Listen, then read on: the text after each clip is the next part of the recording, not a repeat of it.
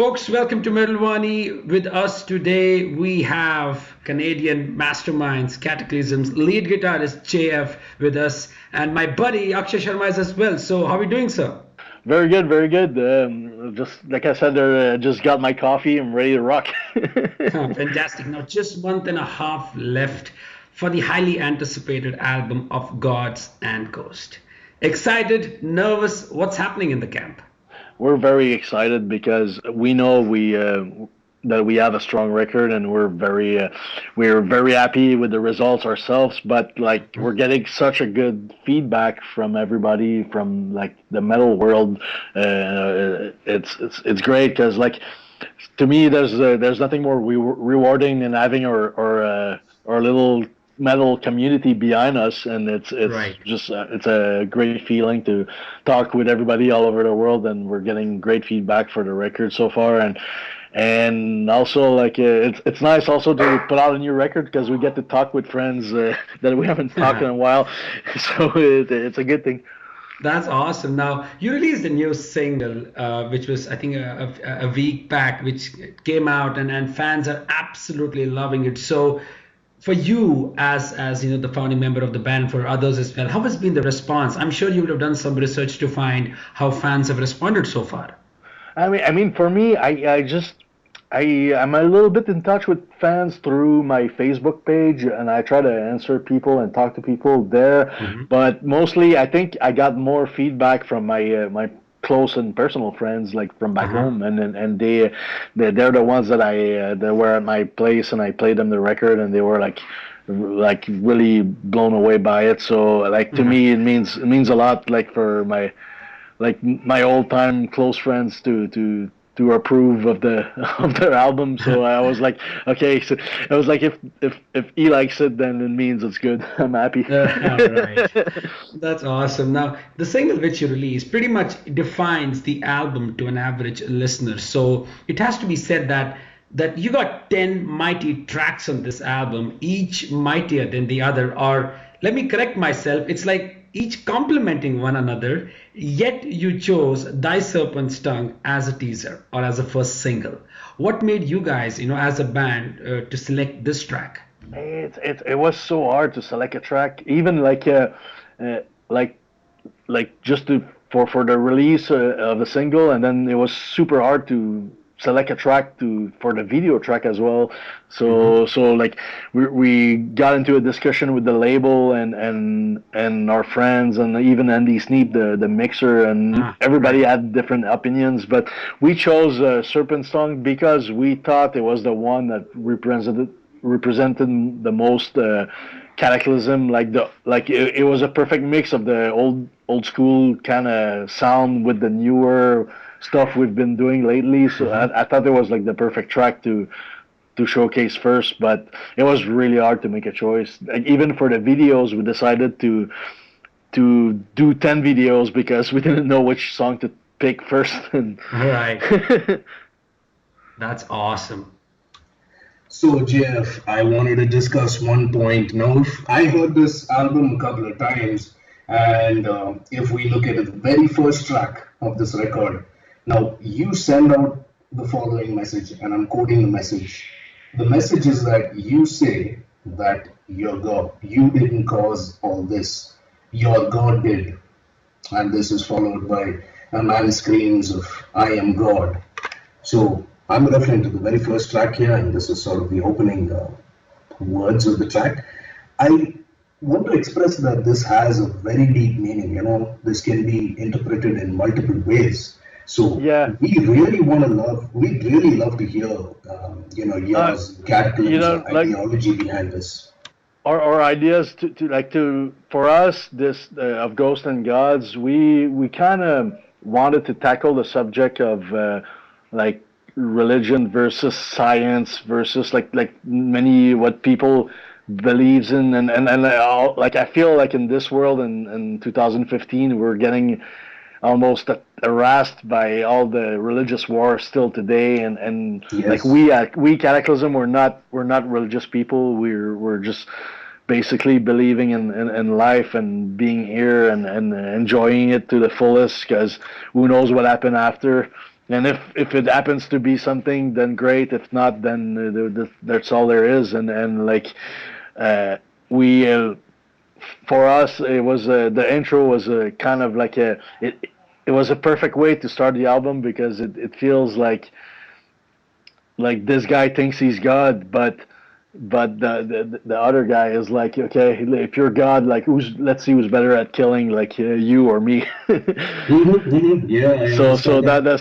so that was the point for to send us to start the journey of the record, because I feel this album is kind of like a musical journey. It brings you to many different places, and we kind of went a little bit outside the box as well in some parts, and we take weird left and right turns and bring you back to what we do. And I I. I felt the statement was like perfect to start off the journey.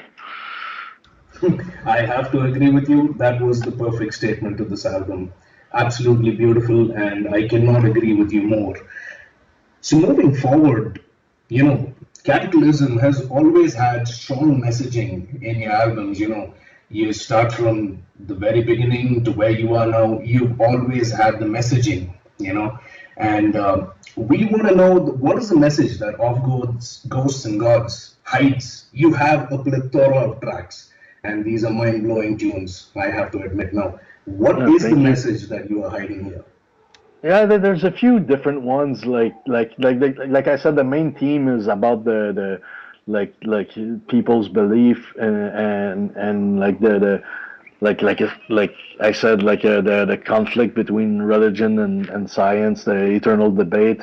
But there's a Mhm. bunch of different themes inside the record. Like we have a song called "The World Is a Dying Insect," and it makes the Yes, connection between us humans and insects, because maybe we're the parasites on the planet destroying everything and reproducing ourselves and eating all the and consuming all the resources of the planet. So that was the idea behind that song. And then we have like a bunch of different ones, different messages, but like the main message also is always like fight for what you believe. Like it's always a positive message. Like absolutely. if you work hard, you get what you deserve at the end of the day, and also enjoying life for what it is and living the moment. Those are always kind of been our messages throughout the years, but we like it's what matters to us, and it's what we believe in, and that's what we want to talk about, stuff that we care about and that that we live day by day. So it's all there in the record, and I think that's one of the reasons why the people that have been following us throughout those years, like they liked our little Mhm. message. And I talked to people and they said like your lyrics are making me feel better, and that's the point. Is just like we all struggle in the same world, and try to make something positive out of it, and this is what it's all about in the end, at the end of the day. Absolutely, Jeff. Cannot agree with you any less. Absolutely right on that. So, coming down to the guitaring part of it, and honestly, I play some guitar here. So, I could sort of relate to this portion, hence my question.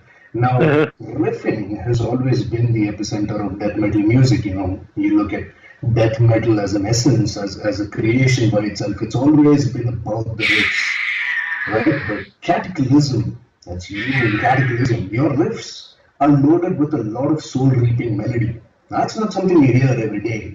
You're able to have that essence of the epicenter of this creation, but yet you're able to create this melody.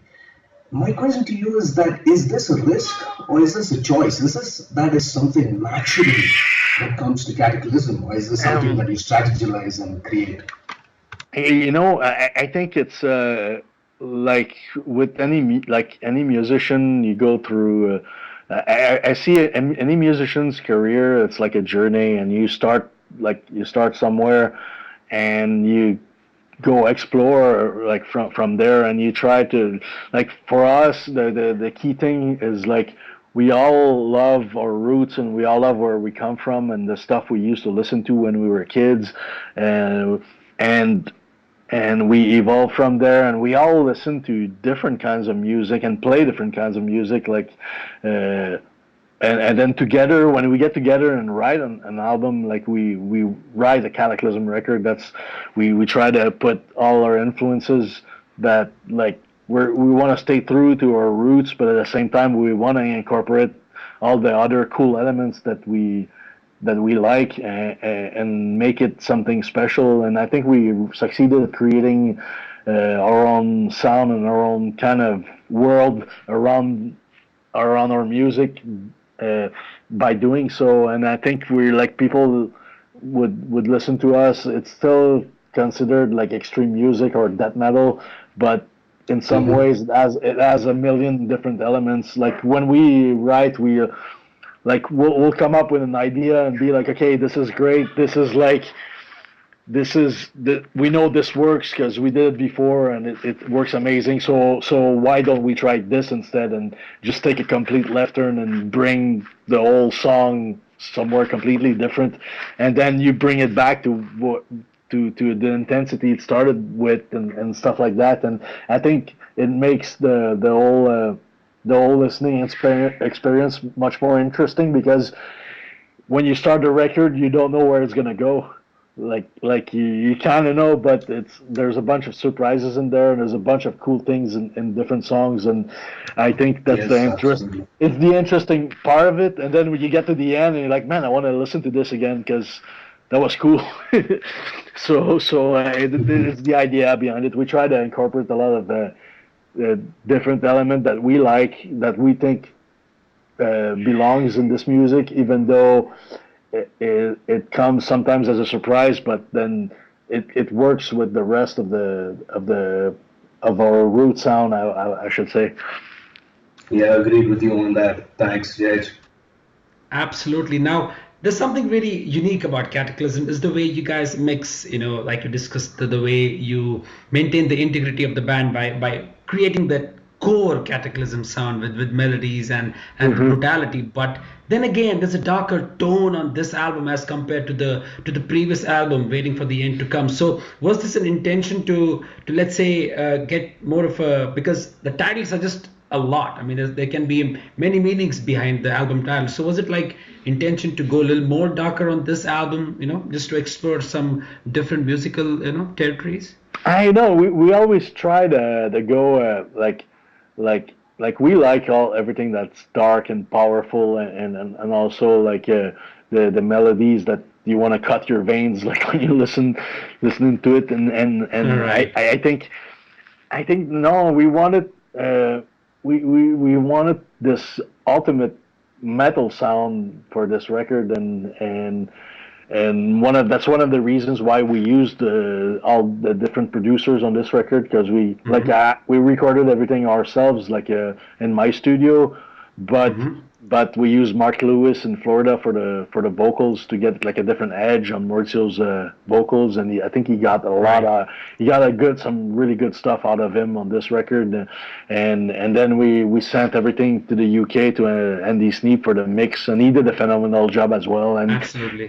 like he expected to spend between a week and a week and a half on our mix, and he ended Mm-hmm. up spending almost 3 weeks and a half, because he was like, I didn't expect to get a record that was that good, and he says like I really love it, and I think it deserves to be right, so I'm gonna do everything I can to make it right. And that's what he told me when he got the album, and I was like, wow, I was blown away, because he works with all these big bands, and for him to say that was like the ultimate compliment. That's awesome. I mean, he's responsible for so many albums, be it Exodus. I mean, Exodus consider him he's like a family member, and many of the bands, he's genius when it comes to producing and mixing. Now, there's one more, pretty cool thing about the albums is like, as a guitarist, that it's very easy to write speedy death metal riffs, Yes. but slowing them down with essence takes it to a whole new level, and it's like pretty complex to just make sure not only to slow down but to make it balanced in terms of how the overall Yeah, riffs are. like with for me, with been I've been playing guitar for like so many years now, and I feel the interesting thing is not to play a million miles an hour anymore, because many people are able to do it, and it doesn't impress anybody anymore. Right. Like to me, what really drives me and makes me love playing music is like to be able to play with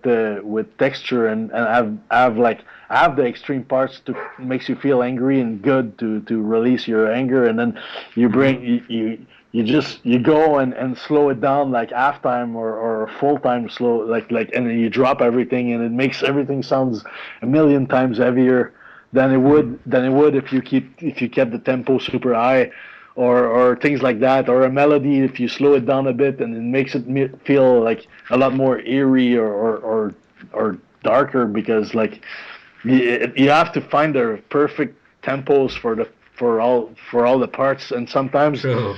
sometimes like it's in the middle, sometimes it's high tempo, sometimes very slowing it down makes it all. So we spend a lot of time on building and finding the right tempos for the songs, and and yet like surprising, like say if you have a super heavy part, but you slow things down, like the part that comes right before, and you make it like kind of like a lighter, then the Hmm. heavier part is going to seem like 10 times more heavier just because of what was before it. So the arrangements to me are very important in a song, Absolutely. because that's how you can create dynamics, and those dynamics are going to make the old music come alive.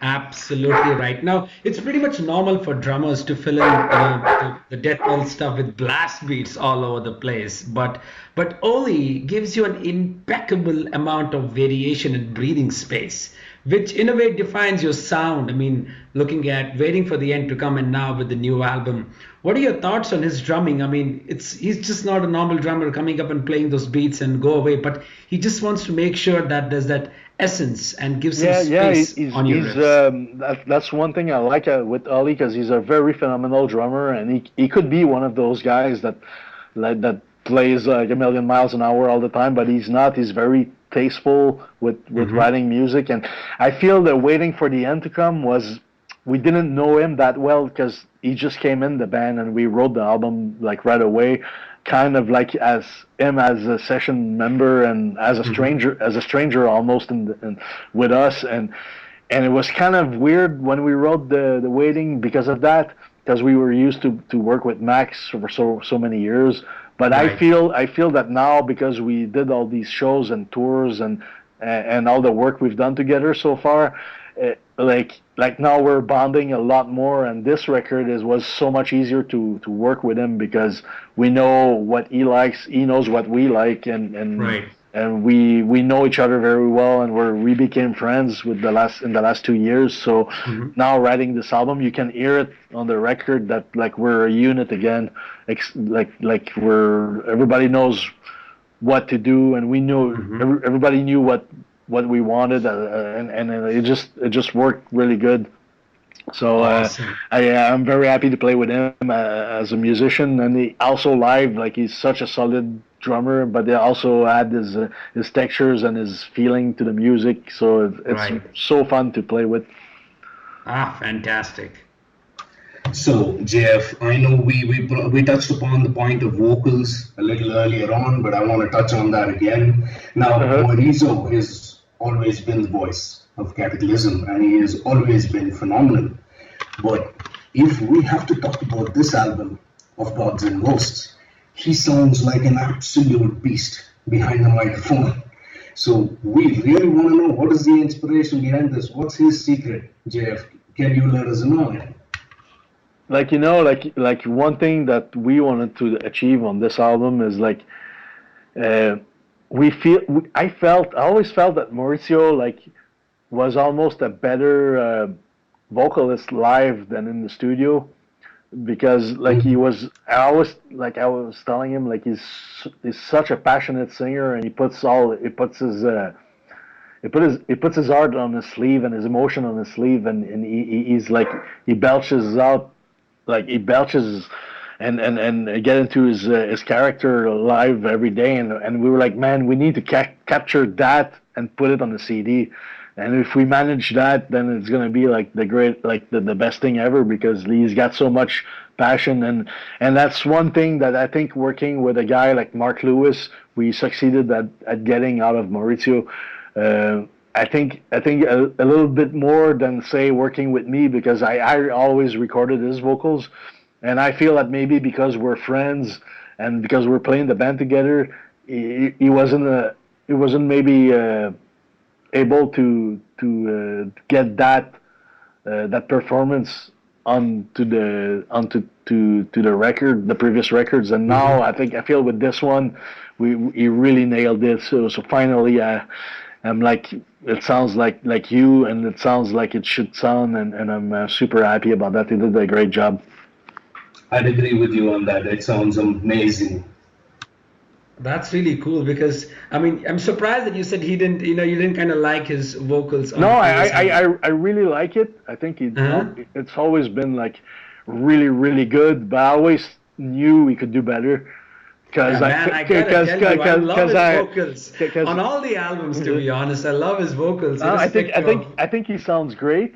I think he did like very phenomenal. Don't get me wrong. I just know how he sounds live sometimes, and I'm like, man, I wish we had that performance on the album. And that's what I mean. Like he's a beast. Yeah, he's awesome. Believe me, I think you've actually got that there. It sounds amazing, JF. Awesome.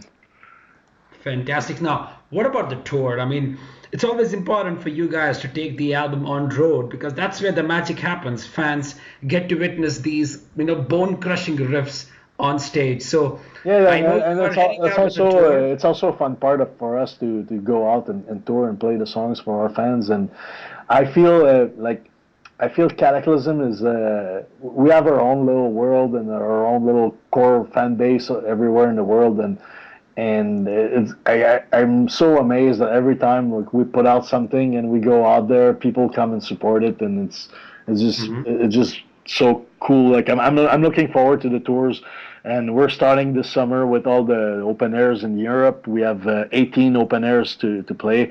Wow! So that's exciting. We're gonna do them all, like all the big ones, anyways, and we're like I'm stoked about that. And then we're playing 2 shows in Greece with Cannibal Corpse in the summer as well. And then after that, we're gonna do the U.S. and Canada. That's gonna be in October, November, and we're starting at the Knotfest in California, and from there we're gonna do our own headliner tour with Belphegor as a support. Dude, that's a jam-packed schedule for the rest of the year. So I'm just wondering when you'll find some time to come to India. You have no idea your fan base here. It's insane. I would love to come to India, man. You know what? We just played in South Africa with Cannibal Corpse, and they were telling us like right after that show they were going to play India, and I was like, man, I'm so jealous. I want to go there and play. I hope just if you know any metal promoters that could bring us up there, just talk to them and put them in touch with Maurizio so we can make it there. I'd love to come to India.